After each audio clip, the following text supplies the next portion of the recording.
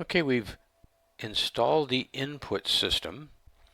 I don't need the package manager window now. I'm going to close that. You might notice I'm working with a temporary one. That's because when I'm doing these videos sometimes I want to work with a copy, so if I mess it up I don't mess up the real project. And then if I do, I just copy the real project back and start over. So anyway, we're going to download the starter kits. And I'm going to click on the starter kit. It'll come up with something like this, which you download, and you'll hit the save button. If you already have a copy, you'll get this. If not, you'll just download it again. In this segment, we're going to be discussing and installing the Movement Kit, which is a free asset on the Asset Store. The Movement Kit is kind of a binder between the input system, which we've installed, and how we're going to use it in the game. It's free. So we haven't discussed the Asset Store yet, but it's really simple. It's assetstore.unity.com on the web, or you can go to Windows Asset Store and click on Search Online. And all right, then up here we type Movement Kit. Oops, if I need to spell it correctly. There we go. And in this case, there's I guess a couple of them that are similar, but mine's free. Simple Movement Kit and Animation Helper. Click on that, and in your I already own it, so it says open. But if yours will say buy. It's free. You have to go through the buy cycle even to get something that's free on Unity, and that's fine. Just make sure that when you hit the final click that the total is 0. If something isn't 0, you clicked on the wrong one or something went wrong, just restart. All right, so you've acquired the Simple Movement Kit and Animation Helper. Let's close this and go back to the scene. Then we're going to go to Windows up here and Package Manager. And let's see. When you start it, it'll say it'll have a bunch of stuff or not. Up here you click on My Assets. Yours may be blank. I have quite a few assets. I have in fact 748 assets, most of which I've looked at or used a little bit. There's not really a delete. Once you put one in here, it's in here.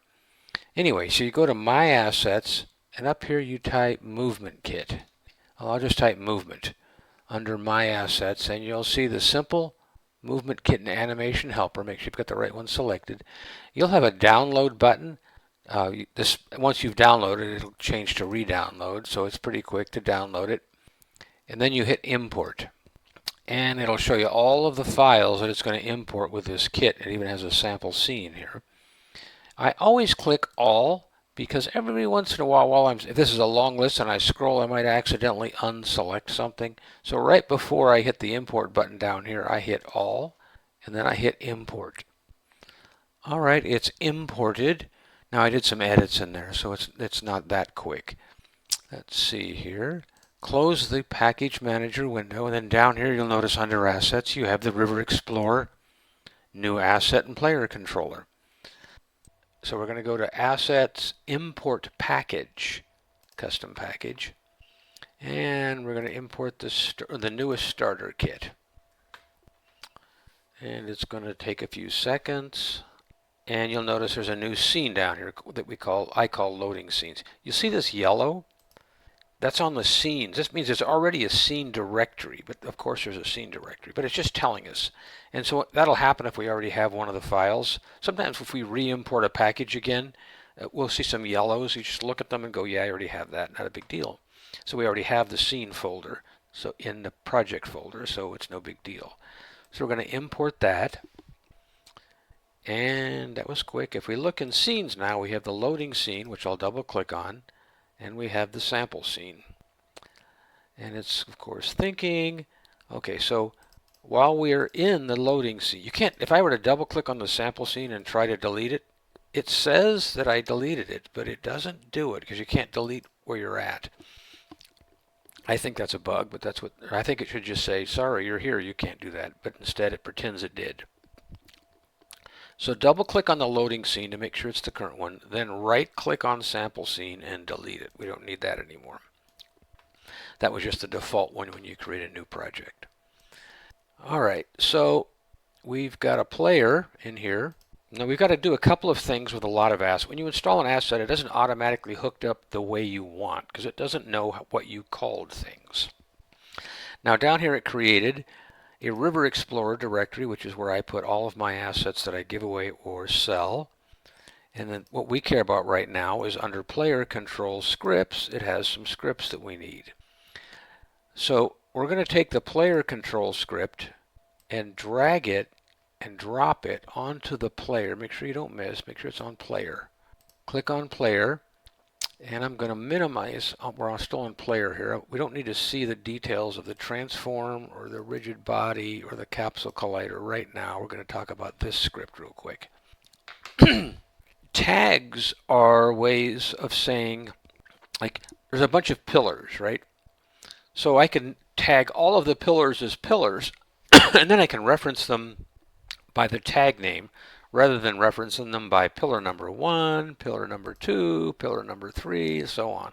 I can just say pillars. All right.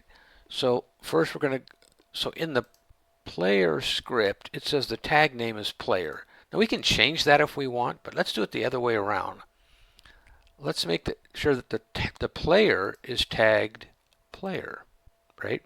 So now we can say whatever you call the player, because you can change this. You know, I could change the player to be finish and type finish in here. I mean, I wouldn't want to. I'm just showing you that way this script can just say player whatever you called it, right? So we're going to change this back to player, and we're going to call the player. We're going to go to camera and make sure it's set to main camera as its tag. You can have more than one camera in a game. You can switch between them. All right, so we have the player set as the player tag.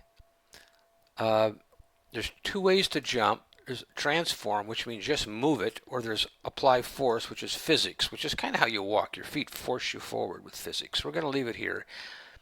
The movement speed is set to 1,000. I do that on purpose because I want you to set it to what you need. 1,000, if you hit the forward button, you're going to be circling Pluto before you can let go of the button. So let's set it to 10. And that'll kind of remind you that maybe you didn't set the rest of the variables in this script if you take off for the moon. Some of these you can change, but it's actually set by the game at runtime so that we can watch it. Like if we are running, this will get checked by the game so we can see it. It'll tell us the general direction the player is playing. It's not in degrees, it's just he's moving forward to the right, he's moving backward to the right, and so on. And so that's something that it tells us. Player moving direction, that tells us the exact direction the player is moving relative to where he did the split second before.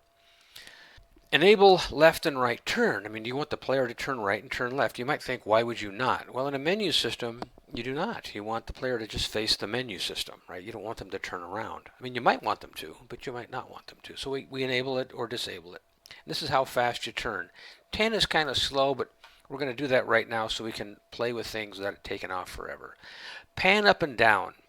If you're in a game and you're not on a virtual reality, you want the player to be able to look up and look down, and that's pan, up and down.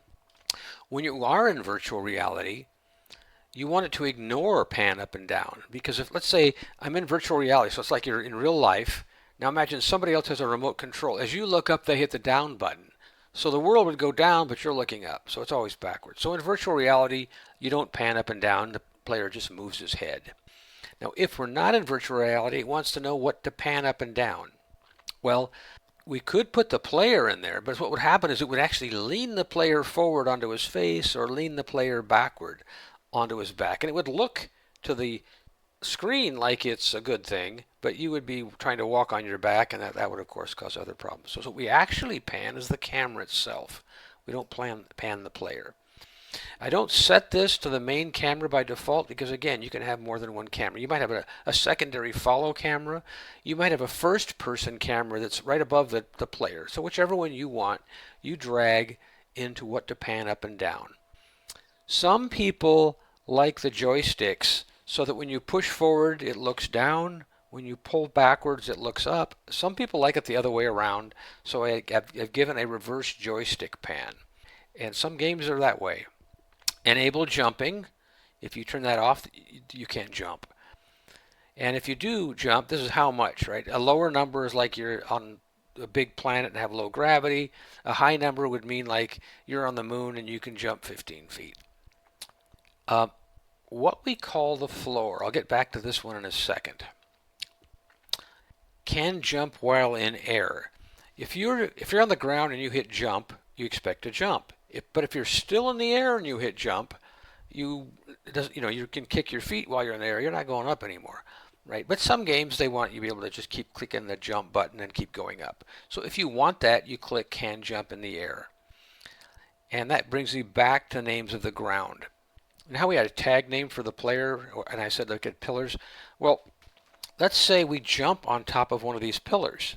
We want to know that and we have this disabled, right? We can jump off a pillar, but we have to know that the player is down, right?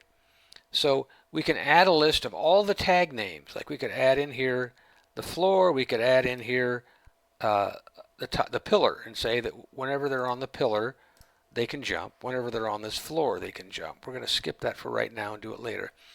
Enabled devices. Do you want to enable the mouse?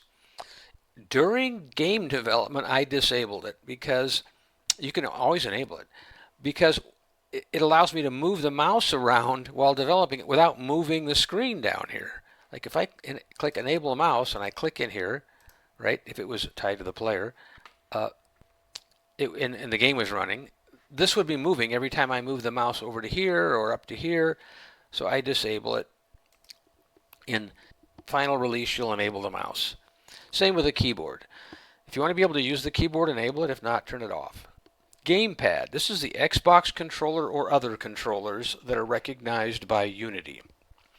In the input system, as we described, you don't have to care whether they're using an Xbox controller or some fancy schmancy whatever controller. If it works with the Unity input system, you can disable and enable it here without ever knowing what kind of device it is.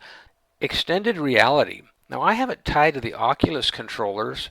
You can disable them. You can disable or enable the Oculus controllers, or just the left one, or just the right one. If this is disabled, it doesn't matter what you have these checked to. And the reason I've specifically said Oculus and not XR is I don't have any other kind of XR device right now, so I don't know what a generic XR controller its name would be. So I've just kind of have it on the Oculus. Now up here in the general direction, it's every 15 degrees. Now if you change this, it's not going to change it up here, but it'll change some other things, like how often it notifies that the player is changed. And that doesn't matter right now, but if we get into animation where the player has arms and legs, and you want them to look like they're turning right or turning left, by default the animation controller, which we haven't looked at yet, it is here, but we haven't looked at it, is set so that it detects every 15 degrees. So if you only turn 3 degrees, it doesn't tell the animation controller to change. I mean, it still thinks you're going in the last to the right look or whatever. Gamepad dead zone, we know what that is. All the different controllers and stuff have, the Oculus controllers and the Xbox controller have different ways of setting the dead zone. So I said I don't want to have different ways, I want one way. I found that the Unity input system it does have a dead zone adjustment, but it doesn't work like you and I would think it does. So I've added that here. So if the XR controller, and XR stands for extended reality, which is another way of saying virtual reality, but in gaming they call it XR, not VR. So if the XR controller moves less than this amount, or the gamepad or Xbox and the Oculus controller, whatever, moves less than this amount, pretend it didn't move at all. That's the dead zone range. Now, talking about animation again, let's say the player's walking and you stop, right?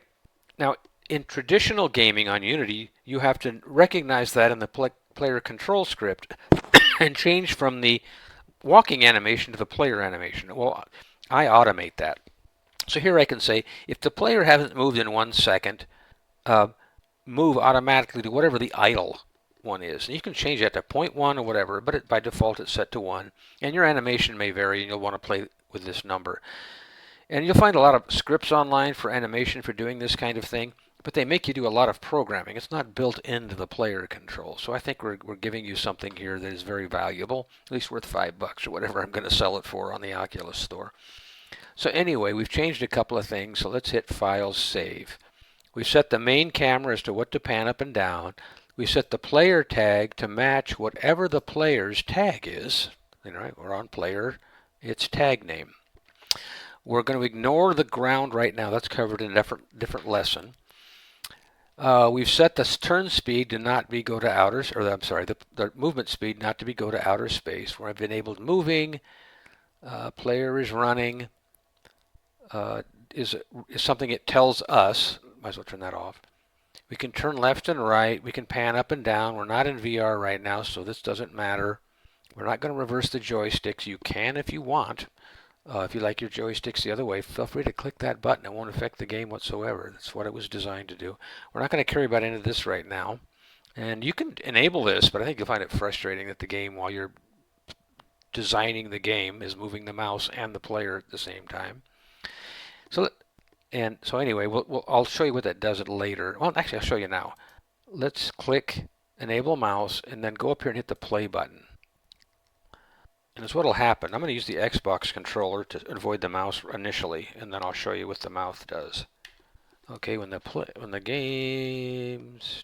Oh, I didn't hit start for some reason. When the game starts, it always does this when you're in the editor. The player is falling, the ball is bouncing, right? And I can pan up and down. I can look left and right. But it's moving the darn mouse. It's driving me nuts, right? So I turn off enable mouse control because they're fighting with each other. Now with the Xbox controller, I can go left and right, up, move forward, clobber this thing, right? Same with the keyboard controls. The mouse, I'm moving it around in the Unity editor, but it's not affecting the game. WASD works. I can pan up and down with the arrow keys. Everything works as expected. So while we're in here, I'm going to clobber that cube. Okay, it's going to go off flying. The reason the cube is not falling is there's a way to turn gravity off for a device, and I've turned gravity off on the cube. Okay, so I'm going to turn backwards because this is something I just do. I'm turning around backwards. I'm turning slowly. I'm just going to back off the world. In a real game, you'll have walls or barriers or whatever, right? And I got this. I'm going to pan it way up, turn, and back up, and fall off the world. Well, I really need to change the settings to be faster. I want them slow so that you know what you're doing. And I'm going to back off the world while panning up. And we do that. Okay, and that'll happen in this game while you're practicing. Before they make the game, we're going to make some barriers around here so that doesn't happen. File, save. Okay, so you have the starter kit installed. You have the starter movement kit installed, and that's going to end this video.